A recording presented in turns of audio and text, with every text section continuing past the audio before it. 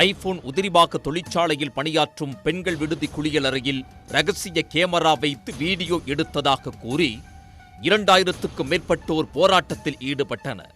விடுதியில் உள்ள பெண்ணே வீடியோ எடுத்து ஆண் நண்பருக்கு அனுப்பியதன் பின்னணி என்ன?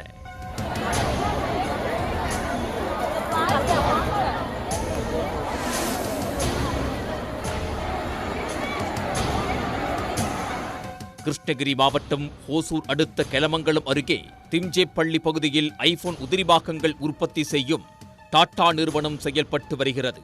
தொழிற்சாலையில் 30,000க்கும் மேற்பட்ட ஆண் பெண் தொழிலாளர்கள் பணியாற்றி வருகின்றனர்.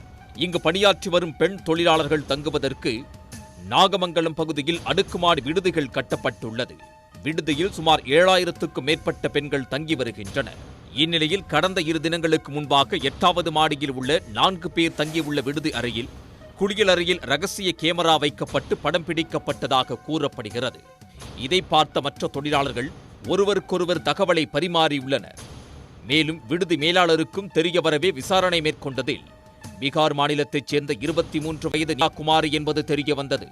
இதையடுத்து பெண் தொழிலாளர்கள் சுமார் 2000க்கும் மேற்பட்டோர் கேமரா வைத்தவர் மீது சட்டப்படி நடவடிக்கை எடுக்க வேண்டும் என வலியுறுத்தி விடுதி முன்பு போராட்டத்தில் ஈடுபட்டனர்.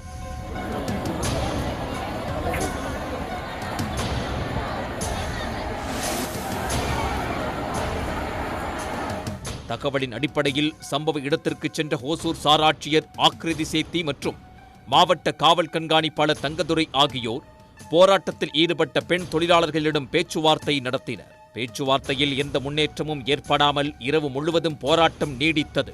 இந்த போராட்டத்தில் விடுதியின் குளியலறையில் ரகசிய கேமரா வைத்து படம் பிடித்தவர்களை கைது செய்ய வேண்டும் என கூறி அனைவரும் முழக்கங்களை எழுப்பி போராட்டம் நடத்தினர்.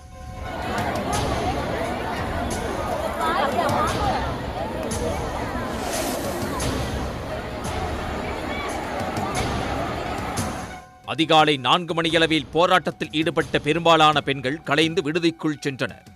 ஆனால் 60 பேர் மட்டும் விடுதி வார்டன் மீது புகார் வைத்து அவரை மாற்ற வேண்டும் என வலியுறுத்தி தொடர்ந்து தர்ணாவில் ஈடுபட்டனர்.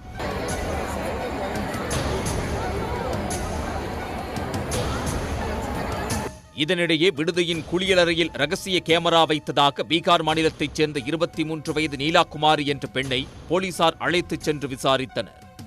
போலீசார் நடத்திய விசாரணையில் அவரது ஆண் நண்பர் ஒருவர் பெங்களூருவில் வசித்து வருகிறார். அவர் கேட்டதால் ரகசிய கேமரா வைத்து வீடியோ பதிவு செய்து அவருக்கு அனுப்பி வந்ததாகவும் அவர் வீடியோவை சமூக வலைதளங்களில் வெளியிட்டு விட்டதாக கூறி அதிர்ச்சியை ஏற்படுத்தியுள்ளார். இதையடுத்து நீலாகுமாரியை கைது செய்த உத்தனப்பள்ளி போலீசார் பெங்களூருவில் உள்ள அவரது ஆண் நண்பர் சதீஷ்குமாரை கைது செய்ய விரைந்துள்ளனர். இந்த தகவல் அறிந்த நிலையில் போராட்டத்தை கைவிட்டு பெண்கள் வேலைக்கும் விடுதிக்கும் சென்றனர்.